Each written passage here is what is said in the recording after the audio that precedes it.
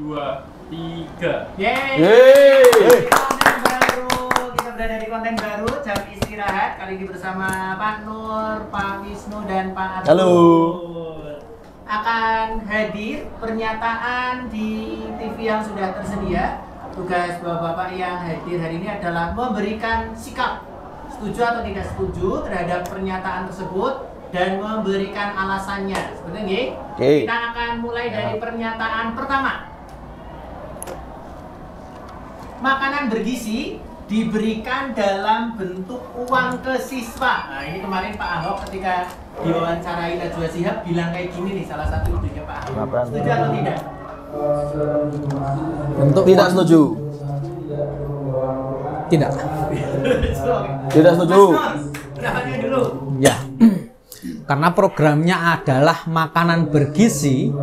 Ketika itu dibentuk diwujudkan dalam bentuk uang dan apalagi itu diberikan pada siswa langsung, itu akan cenderung disalahgunakan. Sehingga sasaran dari program makanan bergizi bisa saja meleset. Contoh misalnya, anak-anak diberikan uang, kemudian diberikan jajanan yang lain, dan ternyata jajanan itu termasuk jajanan nggak bergizi, atau masuk junk food, dan lain sebagainya. Itu alasan saya. Pak Wisnu. Oke, saya juga tidak setuju dengan pernyataan tersebut ya. Saya setuju dengan Pak Nur. Kalau program makan bergizi itu tidak bisa diuangkan ya. Kenapa? Nanti sama kayak tadi, salah sasaran. Jadi nanti tidak dibelikan makanan bergizi, malah jadi kuota, malah buat main game online, wah itu malah repot itu ya kan.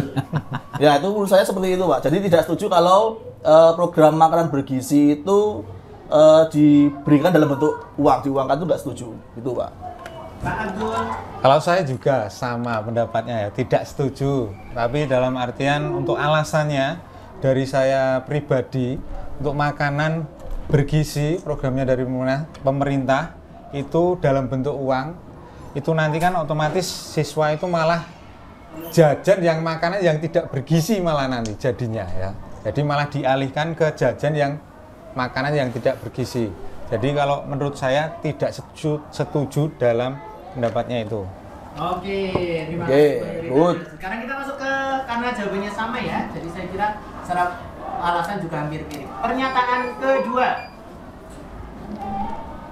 Wah, sistem zonasi. Wah. Sudah adil. Pertanyaan macam apa ini? Sistem zonasi sudah adil. Tidak setuju. Pak Wisnu dulu. Waduh, sistem zonasi ya. Yang saya lihat selama ini sistem zonasi itu menurut saya bukannya tidak adil, tapi kurang adil. Kurang adil, bukan tidak adil ya. Sebenarnya gini, karena saya beberapa kali melihat atau tetangga saya itu mengeluh karena rumahnya dekat sini kok tidak bisa masuk ke sekolah sini, misalkan seperti itu. Apakah harus kelokan-kelokan itu harus juga diukur atau diukur cuma garis lurus toh? Itu juga belum ada penjelasan ya kalau menurut saya ya. Jadi kalau sistem zonasi itu menurut saya tuh sedikit kurang gimana ya, kurang sreg lah kalau saya sistem zonasi. Karena itu tadi, karena ada beberapa yang rumahnya dekat sekolah A misalkan, tapi dia tidak bisa masuk sekolah A. Tapi ada orang lagi yang rumahnya agak jauh dengan sekolah A tapi bisa masuk ke sekolah tersebut. Nah itu menurut saya kurang adil begitu. Pak Arthur. Kalau saya tadi pendapatnya tidak setuju ya, karena dari sistem zonasi sendiri mungkin banyak keluhan dari masyarakat juga, mungkin dari jaraknya si siswa mungkin dipertimbangkan bukan karena prestasinya ataupun bukan karena keterampilannya bagus ya. Jadi nanti kalau sekolahnya yang prestasi itu pasti biasanya agak menurun jadi prestasinya itu, menurut saya kayak gitu. Makanya sekolah Darul Arkom Ya. Tidak berdasarkan Ya, kalau donasi. pengalaman saya pernah ngobrol sama teman-teman guru di sekolah yang lain, ada beberapa kasusnya begini. Ketika di satu wilayah ada sekolah yang sangat berdekatan. Kalau kita membicarakan zonasi kan yang tercakup dalam sistem zonasi kan sekolah negeri ya. Kalau swasta kan selama ini tidak tercakup dalam sistem zonasi. Nah, teman-teman itu mengatakan ketika sekolah mereka itu berdekatan, katakanlah sekolah A dengan sekolah B dengan jarak yang sangat dekat, sedangkan mereka dalam satu zonasi yang sama, akhirnya mereka berebut murid. Sedangkan sekolah C yang jaraknya agak jauh, padahal itu dalam satu wilayah, dia mendapatkan murid yang katakanlah berlebih, bahkan melebihi kuota yang telah ditetapkan dari dinas pendidikan, seperti itu. Jadi sepertinya juga kurang matang, perlu ada evaluasi, perlu ada pembenahan terkait sistem zonasi ini. Begitu. Ya. Oke, sama. Sikap dan pernyataan. Pernyataan berikutnya. Pernyataan ketiga. Sekolah Menerapkan sistem apa ini? Sama penggerak sistem paperless ya? Paperless. Lagi anak-anak. Jadi sekolahnya berdasarkan gadget ini ya? Bisa gitu ya? Ayo, tanyakan sikap setuju atau tidak setuju? Paperless, oke. Ini misalnya tengah-tengah berarti bagaimana gini? Gak bisa dong. Oke. Paperless kayak saya. Saya setuju. Kalau saya apa ya, saya bingung nih. Setuju saya? Saya kalau zaman sekarang setuju. Lah kok sama semua gimana? Ya wes aku tak setuju. Kalau Kenapa setuju kan? sekolah menerapkan sistem Paperless. Buku lagi anak-anak. tidak pakai buku lagi, karena kan sekarang zamannya zaman digital, yang mana anak-anak itu mungkin sebagian besar itu di rumah itu sudah pegangi sama orang tua itu HP. Dalam artian misalkan pembelajarannya mungkin bisa memakai HP, kita belajarnya itu bisa luas.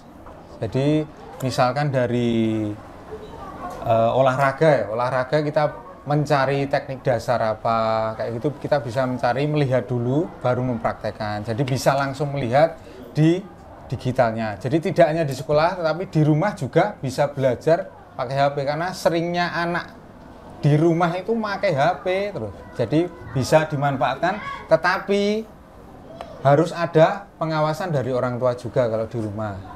Tuh, mungkin dari pendapat saya itu. Mas Nur. Ya, paperless ya. Jadi di era perkembangan zaman yang saat ini di mana teknologi digitalisasi itu semakin maju, dan saya yakin ke depan pun akan semakin berkembang. Maka relevansi untuk menggunakan kertas itu juga lama kelamaan akan ditinggalkan. Selain itu, kertas itu kan juga diproduksi dari katakanlah sumber daya alam. Pepohonan, tumbuhan. Dimana ketika itu nanti terus berlangsung, maka akan berdampak pada alam juga.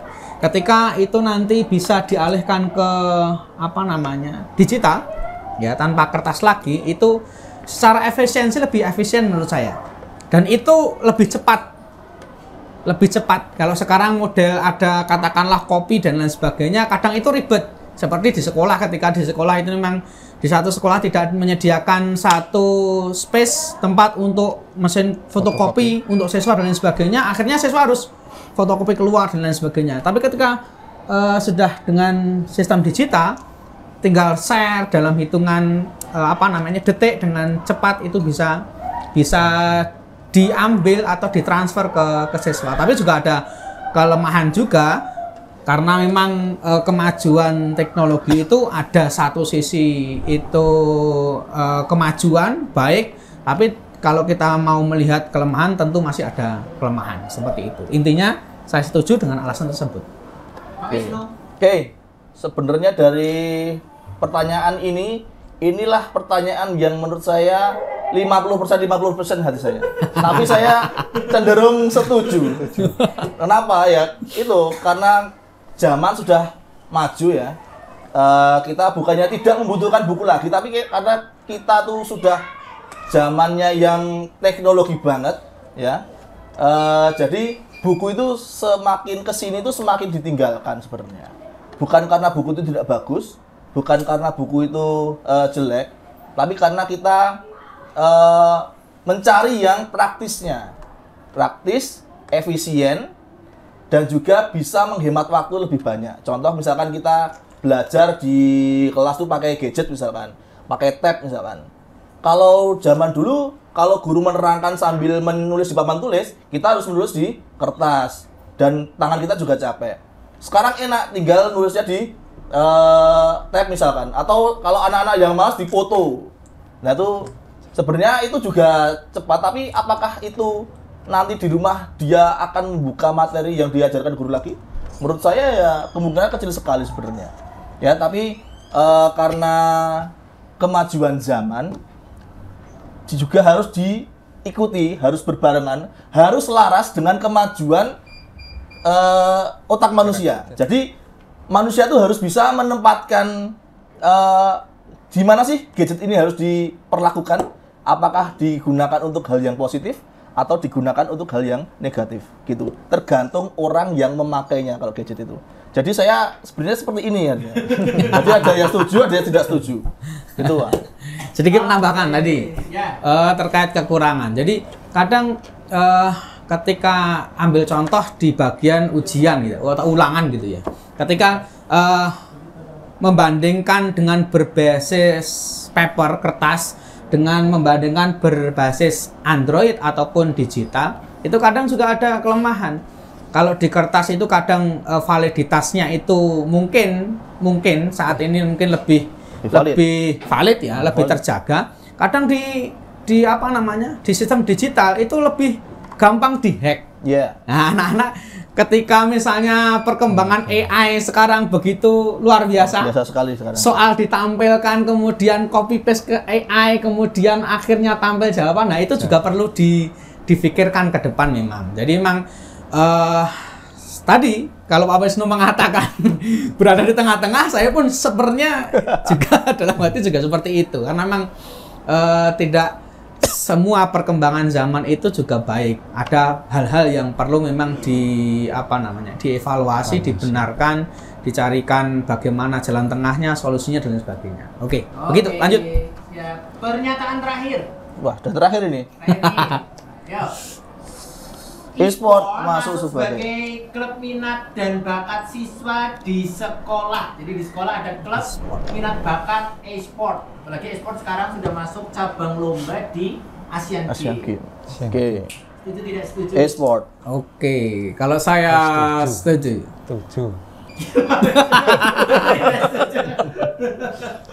Saya juga setuju. Oke. Setuju. Sebagai penggiat e-sport ya. Tadi saya bukan nggak ada gamers yang tapi saya kontra. penggiat e-sport ya. Ya tapi untuk e-sport ini sebenarnya khusus untuk ekstrakurikuler di sekolah itu saya ya setuju saja. Karena di dunia luar negeri pun juga sudah ada pelajaran-pelajaran e-sportnya. Nah, e-sport itu sebenarnya apa sih? E-sport itu adalah game strategi ya. Jadi bagaimana sih kita bisa mengalahkan lawan kita menggunakan strategi yang kita terapkan di dalam game tersebut. Kalau yang jadul berarti catur itu ya? Kalau yang jadul ya kayak catur tuh. Nah. Catur tapi tegas aja namanya juga catur. Sama segitiga ya. Nah, sama kalian tahu yang game yang tigan itu enggak? Jadi menyusun batu bisa buat jadi lurus itu loh. Tigan itu bahasa Jawa telur. Ya itu. Ya bener Pak itu Pak. Tak ada bukan tak ada. Ya. Lanjut Pak Wisnu. Ya, jadi kalau menurut saya e-sport itu melatih strategi, melatih otak siswa untuk menyusun strategi biar bisa memenangkan pertandingan. Dan di dalam e-sport itu juga bisa melatih kita untuk memecahkan masalah menurut saya. Yang saya alami seperti itu. Gitu, Pak. Pak Abdul. Kalau saya ya setuju ya.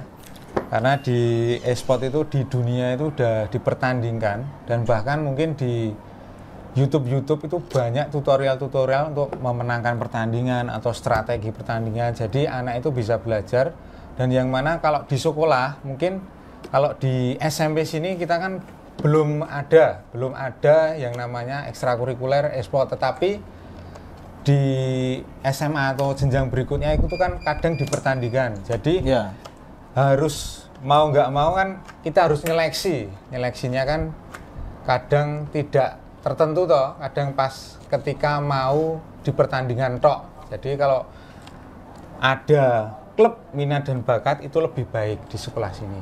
Karena tidak dadak, ada persiapan, terus anak-anak bisa juga belajarnya di rumah bisa, terus di sekolah dilatih dengan pelatih profesional nanti bisa juga. Tapi di sekolah itu kan biasanya anak sama gurunya malah pinter anaknya ya. Anaknya, ya, nanti dicari pelatih dari luar. Kondisinya kayak gitu. Luar Jadi biasa juga. khusus pelatih e-sport khusus pas ekstra itu. Mungkin itu dari saya. Mas Non, Nah ini basicnya sport semua ini, guru olahraga. Guru olahraga tapi Tinggal kalau- tambahin E di depannya.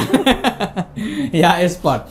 E-sport. Kalau ini konteksnya adalah untuk klub minat bakat, tadi saya setuju ya. Saya setuju. Karena memang saya setuju dengan pernyataan Pak Wisnu, kalau memang e-sport itu dalam rangka untuk apa namanya ya? Olahraga pikir gitu ya, olahraga pikir. Kalau dahulu kan catur semacamnya seperti itu juga bisa menopang bagaimana sinkronisasi antara otak kanan dan otak kiri dan lain sebagainya. Cuma terkadang apa namanya, biar tidak kebablasan, kadang anak-anak itu ketika di rumah merasa di sekolah itu mendapatkan fasilitas tentang e-sport gitu kan, akhirnya di rumah itu Main menjadi terus. ya betul, jadi kebiasaan, sehingga fokus aktivitas dia itu ke situ terus gitu ya, sehingga aktivitas sosial yang lain tidak disentuh. Nah, itu perlu sekiranya sekolah juga memberikan apa namanya ya, pengarahan atau apa ya namanya ya, pendidikan ataupun pembimbingan gitu ya, diarahkan, dikasih tahu kalau memang misalnya minat bakatnya di e-sport ya harus bisa membagi waktu. Artinya apa? Tidak boleh melalaikan peran dia sebagai makhluk sosial. Di rumah juga harus bermain dengan teman-temannya, di rumah juga harus membantu orang tuanya dan lain sebagainya. Tapi karena konteksnya ini adalah di sekolah ya, sehingga ini saya setuju tadi, setuju untuk di apa namanya, diadakan atau dimasifkan di sekolah. Karena sekarang lomba-lomba e-sport juga sudah mulai bermunculan di mana-mana. E-sport itu sebenarnya juga sebagai sumber apa namanya, Cuan. penghasilan cuan juga bisa Ya, ya, sebenarnya. cuan. Kalau dia pinter banget itu terus dia bisa jual akun atau gimana, atau tutorial di YouTube dia bisa kaya Saya sekali ingat kemarin wali kelas di sekolah ini itu ada yang mengarahkan anaknya, apa namanya, kalau kamu memang sering nggak masuk karena kamu sering nge-game gitu ya, mending kamu nekuni itu. Wah, wali kelasnya itu seperti apa ya? Siapa itu Pak Nur? nggak masuk. Silahkan itu ditekuni karena itu bisa menghasilkan uang. Itu ada wali kelasnya. Siapa itu? Pak Giri pasti ingat itu wali kelasnya. Siapa itu? Bocor. Ya, Oke, begitu. Terima kasih sudah berpendapat. Oke. Terima kasih.